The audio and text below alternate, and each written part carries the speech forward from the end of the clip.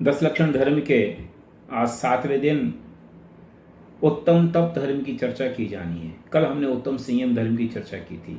संयम से एक स्टेप और आगे उत्तम तप। संयम और तप में बेसिकली क्या अंतर है? अगर हम बहुत सरल शब्दों में कहने की कोशिश करें तो संयम है कंपलसरी सब्जेक्ट, तप है ऑप्शनल सब्जेक्ट। कंपलसरी सब्जेक्ट माने ये मिनिमम है, ये तो सबको ही करना है, और तप जिसकी जितनी सामर्थ्य हो उतना करे, वेरी गुड, नहीं करे तो कोई बात नहीं। तो संयम मिनिमम सब्जेक्ट है, कंपलसरी सब्जेक्ट है, और तप ऑप्शनल सब्जेक्ट है।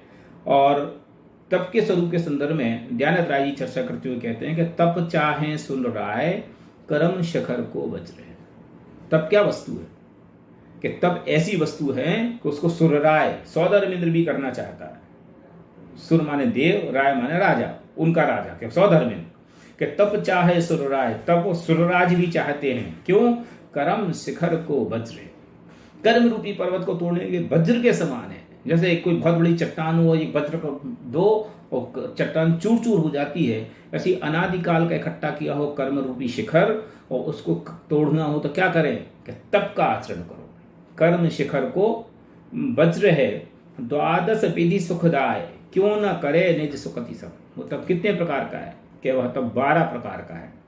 वास्तव में अंतरंग बहिरंग के भेद से 2 प्रकार का है, और 6 प्रकार का बहिरंग तप और 6 प्रकार का अंतरंग तप। इस प्रकार से 12 प्रकार का तप क्यों न करे निज सकति सम।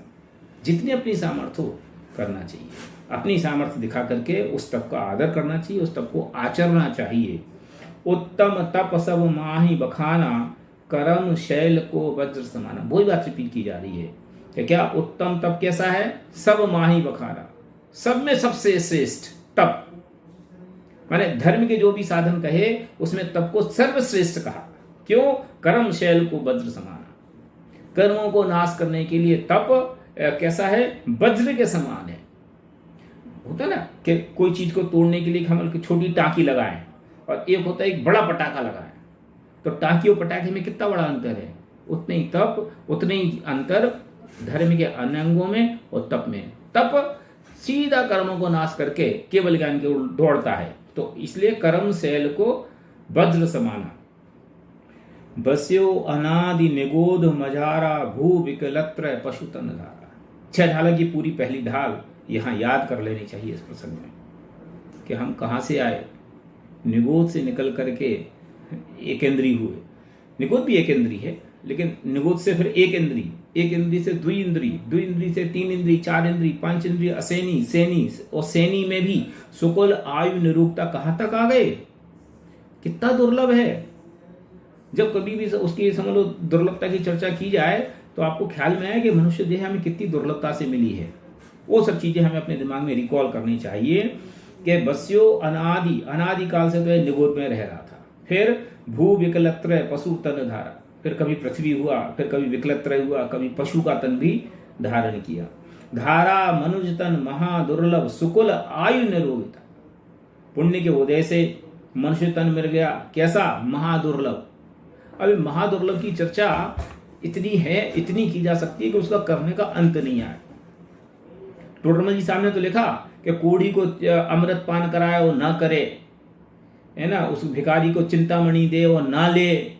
ये ऐसा है महादुर्लभ कि तुम किसी आदमी से मांगने गए कि सेठ जी 100 रुपए दे दो, और सेठ जी बोले क्या 100 रुपए की बात करते हो, चलो तुम्हें एक गांव का वो बना देते हैं, जमींदार बना देते हैं।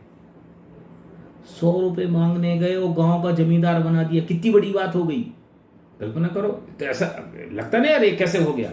ये इसका नाम महादुर्लभ। धारा मनुजतन महादुर्लभ, मनुष्य तन को धारा कैसा कि जो महादुर्लभ है, बहुत दुर्लभता से मिलता है, और उसमें भी सुकुल आयु निरोगिता, उत्तरोत्तर मनुष्य पर्याय मिले, उसमें भी अच्छी आयु मिल जाए। नहीं तो हम देखते हैं आदमी पैदा होता है, गर्भ में ही मर गया, जन्म हुआ जन्म में ही मर गया, साल भर में ही मर गया, 2 साल में मर गया, 5 साल में मर गया, नहीं मरा तो दिमाग खिसका रहा, नहीं मरा तो हड्डी टूटी निकली, कितनी कितनी तकलीफ है। तो सुकुल आयु निरोगिता, अच्छा कुल मिल गया। तत्व के संस्कार हैं, धर्म के संस्कार हैं, क्रोध की तीव्रता नहीं है, ऐसे पाप के कोई व्यापार नहीं है। आप कल्पना करो अगर आप इस कुल में पैदा ना होते और किसी दूसरे कुल में पैदा होते तो आप ये बात सोच पाते? सुन भी नहीं पाते, सोचना तो छोड़ दो। क्यों? आपको तो पता नहीं क्या धर्म लगता। इसलिए सुकुल कितनी बड़ी महत्व है, आयु और निरोगिता। स्वस्थ हो तो सारी बातें पुसाती हैं, और शरीर में भयंकर दर्द हो तो एक बात नहीं पुसाती। इसलिए धर्म की आराधना में इसका बहुत बड़ा हाथ है। तो ये सब पुण्य के उदय की सामग्रियां हैं, हमें इसलिए उसका क्या बोलना चाहिए, यूज कर लेना चाहिए। क्यों? क्योंकि अगर यूज नहीं करोगे तो आखिर कहीं चली जाएंगी, फिर बस रही है अनंत काल। वैसे अनंत काल के लिए तह चय था बर्तन धरे, फिर वही स्थावर्तन धर के 4 गति 84 लाख योनि में रूते खाते फिरेंगे, है ना। धारा मनुजतर महादुर्लभ सुकुल आयु निरोगिता श्री जैन वाणी तत्वज्ञानी भई विषय पयोगिता। और उत्तर ये तो हो गए, ये कितनों को हो गए, कितने सारे लोग सुकुल वाले हैं, कितने निरोगी हैं, लेकिन उसके बाद भी तत्वज्ञानी की बात कितने लोगों को पुसाती है? पुसाती भी तो 10 दिन पुसाती है, और 10 दिन में भी तत्व की बात कितनों को पुसाती है? धर्म की बात तो कदाचित कर लेते, लेकिन धर्म के नाम पे हम क्या करते हैं कि 2-4 लाख रुपए का दान दे देंगे, कोई 1 आध दिन उपवास कर लेंगे, 1 आध स्वाध्याय कर लेंगे, बस हो गया। और 11वें दिन सब जीरो। क्यों? और फिर कोई कर तो लिया 10 दिन। श्री जैन वाणी तत्व ज्ञानी, जिनवाणी मिली तत्व ज्ञान मिला, जिनवाणी मिली, और जिनवाणी मिलने के बावजूद तत्व ज्ञान मिला, माने जिनवाणी का जो अमृत है, रस है, उसका जो निचोड़ है, वो तत्व ज्ञान मिला। और भई विषय प्रयोगिता, विषयों में क्या बोलते हैं, रस मंद हो गया, विषयों में आकर्षण नहीं रहा।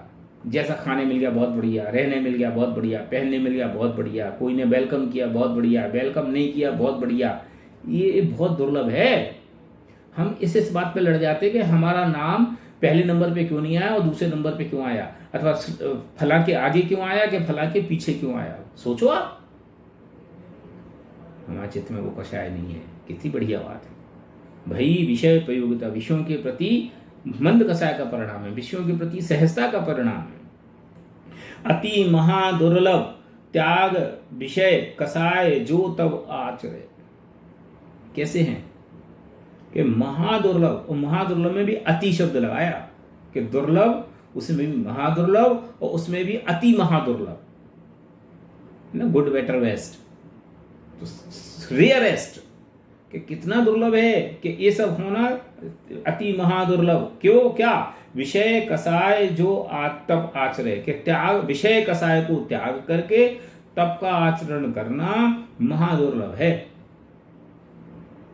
देखो, इसमें एक बात और समझनी चाहिए कि तप का आचरण और विषय कसाय का त्याग एक अस्ति है और एक नास्ति है।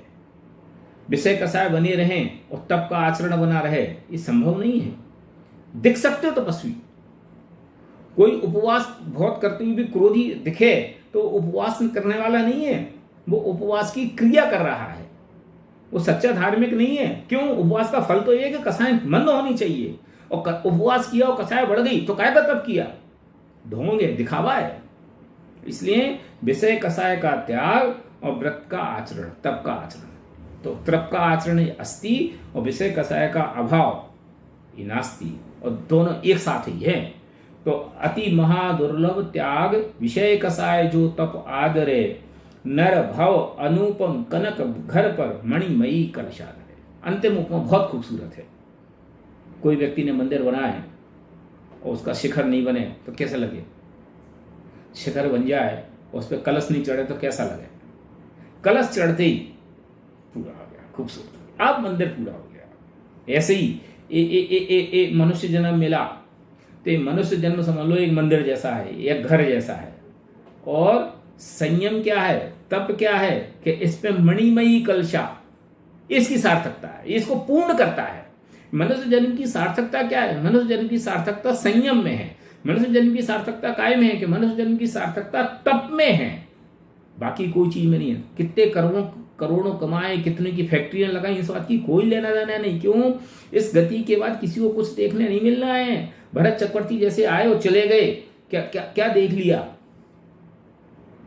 समझिए ना, इसलिए फिर मनुष्य गति की सार्थकता काय में, सफलता काय में, पूर्णता काय में है कि मनुष्य गति की पूर्णता वो उत्तम संयम के आचरण में है, उत्तम तप के आचरण में है। नर भव अनुपम कनक घर पर, माने ये समझ लो जैसे सोने का घर है मनुष्य जन्म, इसकी उपमा दी, और फिर उसके ऊपर मणिमयी कलशाधर है, उसके ऊपर मणियों का कलश जिस प्रकार बना है तो वो खूबसूरत दिखाई देता है। ऐसी मनुष्य जन्म की खूबसूरती या मनुष्य जन्म की सार्थकता या मनुष्य जन्म की पूर्णता किस बात में है कि मनुष्य जन्म की पूर्णता उस संयम के धारण करने में है, तप के धारण करने में है। ये इस पद का अभिधेय अर्थ है। हम तप के आचरण से अपने जीवन को पूर्ण बनाएं, मणिमयी कलसा रखें, मनुष्य जन्म की सार्थकता को हासिल करें। ये इस समझ लो आज के दिन का सारांश है, प्रतिपाद्य अर्थ है।